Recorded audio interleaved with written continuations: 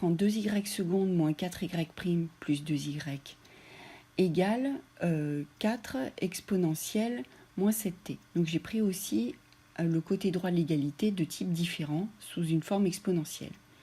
Donc j'écris encore l'équation caractéristique. Je m'aperçois en calculant delta qui vaut 0. J'écris ma racine double qui vaut 1. Et à ce moment-là, YH vaudra C1t plus C2 exponentielle la racine que je viens de trouver, c'est-à-dire 1 fois t. Ensuite, on va chercher YP sous la même forme que ce qui est à côté droit de l'égalité, c'est-à-dire sous la forme d'une exponentielle, c'est-à-dire grand A exponentielle moins 7t. Pareil, on va calculer Y seconde, remplacer dans l'équadif et trouver le grand A qui fait que cette fonction YP vérifie l'équation différentielle. Dans une dernière situation, je prends une autre équation différentielle, Y seconde moins 2Y' plus 2Y égale, cette fois-ci j'ai pris côté droit de l'égalité de la forme d'un cosinus.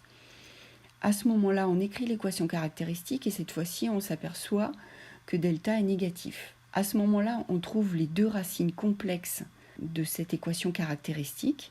YH sera égal à exponentielle fois la partie réelle des solutions que j'ai trouvées de l'équation caractéristique, donc 1 fois t, fois C1 cosinus, et là je vais prendre la partie imaginaire. Alors le problème de la partie imaginaire, c'est que vous voyez que vous avez soit moins 1, soit plus 1.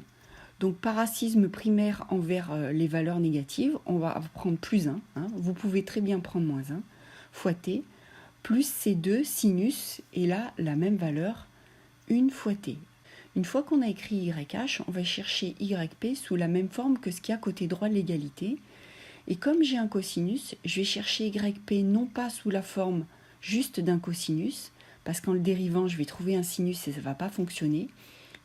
Va falloir prendre YP de t sous la forme de grand A fois un cosinus plus grand B fois un sinus.